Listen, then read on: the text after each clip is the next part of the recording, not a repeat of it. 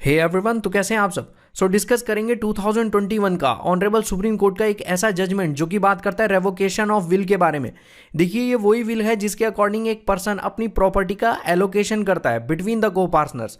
हर एक चीज को ध्यान से समझेंगे, वीडियो पूरा देखिएगा। सबसे पहले इस केस का नाम जान लेते हैं, Badrilal versus Suresh and others 2021। देखिए, ये वीडियो आपके लिए देखना इसीलिए भी इंपॉर्टेंट हो जाता है क्योंकि ये वीडियो कवर करता है different aspects of Indian succession act of 1925 को। आगे बढ़ते हैं। सबसे पहले ये जान लेते हैं केस बात किस बारे में करता है और ये केस किन एरियाज को कवर करता है। आप देख सकते हैं ऑनरेबल सुप्रीम कोर्ट ने इस केस में कुछ इंपॉर्टेंट स्टेटमेंट्स हमारे सामने दी हैं। ऑनरेबल सुप्रीम कोर्ट ये कहते हैं कि जो विल है जिसके अकॉर्डिंग एक पर्सन अपनी प्रॉपर्टी का एलोकेशन करता है, उस विल को रिवोक नहीं किया जा सकता बाय सब्सिक्वेंट एग्रीमेंट। तो अब आप पूछेंगे कि अगर कोई पर्सन विल को रिवोक करना चाहे तो वो कैसे कर सकता है। तो ऑनरेबल सुप्रीम कोर्ट ये कहते हैं कि विल को रिवोक किया जा सकता है कुछ मोड्स के थ्रू। जो मोड्स हमें यहां प्रोवाइड करता है section 70 of Indian succession act of 1925। देखिए, आपने सही सुना, ये हिंदू सक्सेशन एक्ट नहीं है, ये है इंडियन सक्सेशन एक्ट 1925। यहाँ इंडियन सक्सेशन एक्ट ऑफ 1925 के बारे में और कुछ बेसिक चीजों के बारे में हमें बात करने की जरूरत है जिससे आपको ये केस समझने में और आसानी होगी। देखिए, अगर मैं पर्टिकुलरली बात करूं सक्सेशन की, तो दो टाइप्स की प्रॉपर्टी यहाँ एग्जिस्टेंस में आती हैं। सबसे पहली प्रॉपर्टी यहाँ है एंसेस्ट्रल प्रॉपर्टी, जिसे हम पैतृक संपत्ति भी कहते हैं। देखिए, एंसेस्ट्रल प्रॉपर्टी वो प्रॉपर्टी होती है जिसे हम इनहेरिट करते हैं अपने पूर्वजों से, जो हमें हमारे पूर्वजों से मिलती है, जो हमारी पुश्तैनी प्रॉपर्टी होती है। वहीं पे दूसरे टाइप की प्रॉपर्टी जो एग्जिस्टेंस में आती है वो है सेल्फ एक्वायर्ड प्रॉपर्टी। देखिए, सेल्फ एक्वायर्ड प्रॉपर्टी कुछ ऐसी प्रॉपर्टी होती है जिसे एक पर्सन अपने बलबूते पे खड़ी करता है, अपने बलबूते पे एक्वायर करता है। दो तरीके की प्रॉपर्टीज के बारे में तो अब हमने जान लिया। अब ये भी जान लेते हैं कि अगर इन प्रॉपर्टीज का हमें एलोकेशन करना है, मतलब ये प्रॉपर्टी अगर हमें अपने को पार्टनर्स में डिस्ट्रीब्यूट करनी है तो वो किस तरीके से होंगी। देखिए, इस चीज के लिए दो तरीके के क्राइटेरिया, दो तरीके के सक्सेशन एग्जिस्टेंस में आते हैं। सबसे पहला सक्सेशन जो यहां अराइज होता है वो है टेस्टामेंट्री सक्सेशन। टेस्टामेंट्री का मतलब आप सिंपली समझते हैं कि टेस्टिमोनी, टेस्टामेंट मतलब टेस्टामेंट्री सक्सेशन के अंदर एक टेस्टेटर जो होता है। देखिए, टेस्टेटर एक ऐसा पर्सन होता है जो यहाँ विल बना रहा होता है। तो यहाँ जो टेस्टेटर होता है वो एक लीगल डिक्लेरेशन तैयार करता है जिसे हम विल कहते हैं, जिसके अकॉर्डिंग वो विल में कुछ ऐसे पर्संस का नाम यहाँ मेंशन करता है जिनको उस टेस्टेटर के मरने के बाद ये प्रॉपर्टी एलोकेट होंगी। अब वो पर्सन कोई भी हो सकते हैं। लेट से एक टेस्टेटर है, उसने अपने सन को प्रॉपर्टी वो देना चाहता है अपनी डेथ के बाद, तो वो दे सकता है।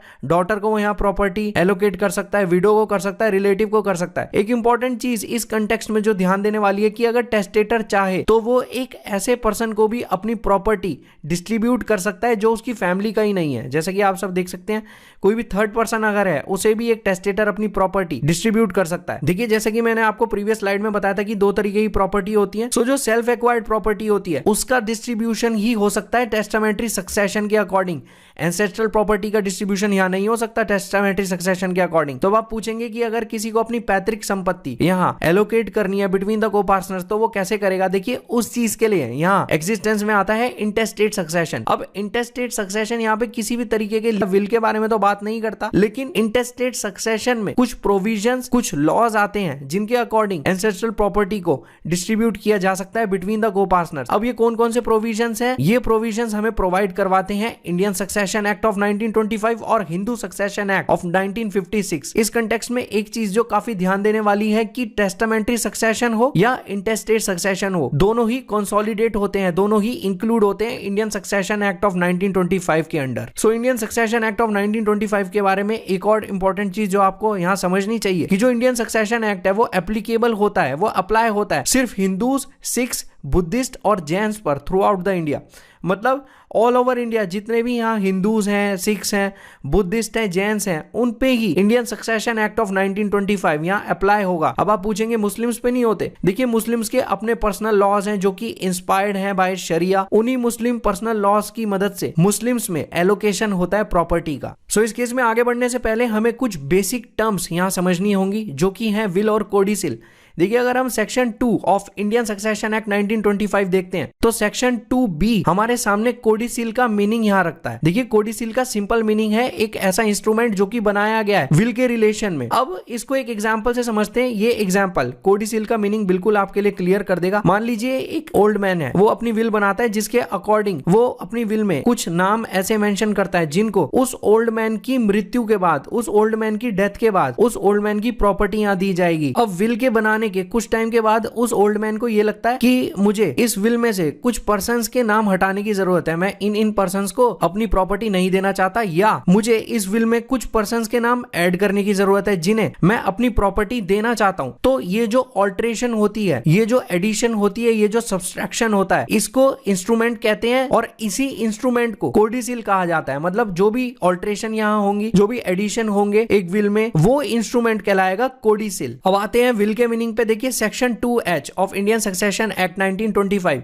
विल का मीनिंग हमारे सामने यहां रखता है। देखिए विल का सिंपल मीनिंग होता है कि एक ऐसी लीगल डिक्लेरेशन होती है जो कि बनाई गई है टेस्टेटर के द्वारा। जैसा कि मैंने आपको बताया था कि टेस्टेटर एक ऐसा पर्सन होता है जो कि विल लिख रहा होता है, विल बना रहा होता है। तो विल एक ऐसी लीगल डिक्लेरेशन होती है जो कि टेस्टेटर की इंटेंशन दिखाती है, कुछ ऐसी इंटेंशन दिखाती है जिसके अकॉर्डिंग टेस्टेटर अपनी डेथ के बाद जिन जिन लोगों को प्रॉपर्टी यहां डिस्ट्रीब्यूट होनी चाहिए उसके बारे में यहां मेंशनिंग करता है एक लीगल डिक्लेरेशन, जो लीगल डिक्लेरेशन यहां होता है विल। सो फाइनली जब इस केस की हियरिंग ऑनरेबल सुप्रीम कोर्ट में चल रही थी तो इस केस को सुनने के लिए 2 जजेस की बेंच को यहां कंस्टिट्यूट किया गया था, जिस बेंच में थे justice Ajay Rastogi and justice Abhay S ओका। तो दोनों जजेस यहां पे ये कहते हैं कि जो सेक्शन 70 के एसेंशियल इंग्रेडिएंट्स हैं उनका फुलफिल होना जरूरी है एक ऐसे केस में जहां ये क्वेश्चन अराइज हुआ है कि जो विल है उसका रिवोकेशन हुआ है सब्सिक्वेंट एग्रीमेंट के थ्रू। मतलब जब एक ऐसा क्वेश्चन अराइज हुआ होगा कि जो विल है उसका रिवोकेशन हुआ है सब्सिक्वेंट एग्रीमेंट के थ्रू, तो इस सिचुएशन में सेक्शन 70 के जो एसेंशियल इंग्रेडिएंट्स हैं उनका फुलफिल होना जरूरी है। ये कहा गया था bye justice Ajay Rastogi and justice Abhay S ओका के द्वारा। सो जैसा कि मैंने आपको बताया ही था कि जो सेक्शन 70 है वो कुछ मेथड्स और कुछ मोड्स के बारे में बात करता है जिनके अकॉर्डिंग एक विल को रिवोक किया जा सकता है। तो ऑनरेबल सुप्रीम कोर्ट भी ये कहते हैं कि जो रिवोकेशन है वो डन हो सकता है, वो सिर्फ किया जा सकता है इन्हीं मेथड्स, इन्हीं मोड्स के थ्रू जो section 70 of Indian succession act 1925 हमें प्रोवाइड करता है। तो अब वो कौन कौन से मोड्स हैं उनके बारे में भी बात कर लेते हैं। सो सबसे पहले जो मोड यहाँ एग्जिस्टेंस में आता है वो है एग्जीक्यूशन ऑफ अनदर विल और कोडिसिल। मतलब अगर कोई और विल या कोडिसिल एग्जीक्यूट हो जाती है, कोई और विल या कोडिसिल अगर ऑपरेशन में आ जाती है, एक्शन में आ जाती है, तो इस सिचुएशन में एक विल रिवोक हो सकती है। सेकंड मोड जो कंटेक्स्ट में आता है वो सिंपली ये कहता है कि अगर किसी भी तरीके की राइटिंग, मतलब टेस्टेटर ने कोई भी ऐसी चीज लिख दी है जो ये चीज बताती है कि टेस्टेटर जो है वो एक विल को रिवोक करना चाहता है, या जो चीज यहाँ टेस्टेटर ने लिखी है, जो यहाँ राइटिंग है वो कुछ इस तरीके से अगर एग्जीक्यूट हुई है जिस तरीके से यहाँ पे एक अनप्रिविलेज्ड विल को एग्जीक्यूट होना चाहिए, तो इस सिचुएशन में एक विल रिवोक हो सकती है। थर्ड मोड जो कंटेक्स्ट में अराइज होता है और जो सेक्शन 70 हमें प्रोवाइड करता है, थर्ड मोड सिंपली ये कहता है कि अगर जो टेस्टेटर है वो अगर विल को जला देता है, फाड़ देता है या डिस्ट्रॉय कर देता है, या जो टेस्टेटर है वो किसी और पर्सन को कहता है या वो किसी और पर्सन को डायरेक्शन देता है कि आप एक विल को जला दो, फाड़ दो या डिस्ट्रॉय कर दो, और वो टेस्टेटर इसलिए ऐसा कहता है क्योंकि वो एक ऐसी इंटेंशन रखता है जिसके अकॉर्डिंग वो एक विल को रिवोक करना चाहता है। सो अगर यहाँ थर्ड मोड के अकॉर्डिंग कोई भी पर्सन एक्ट करता है तो एक विल को रिवोक किया जा सकता है। सो जैसा कि आप सब जानते हैं कि मैंने वीडियो के शुरू में ये कहा था कि एक विल को रिवोक किया जा सकता है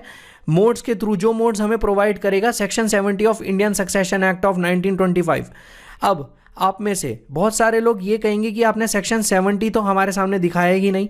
देखिए ये जो 3 मोड्स मैंने आपके सामने पोर्ट्रे किए हैं ये वो सेम चीज़ बोलते हैं जो सेक्शन 70 यहाँ मेंशन करता है। आप देख सकते हैं section 70 Indian succession act of 1925 का यही सेम चीज़ें बताता है जो मैंने इन 3 मोड्स में आपको बताई हैं।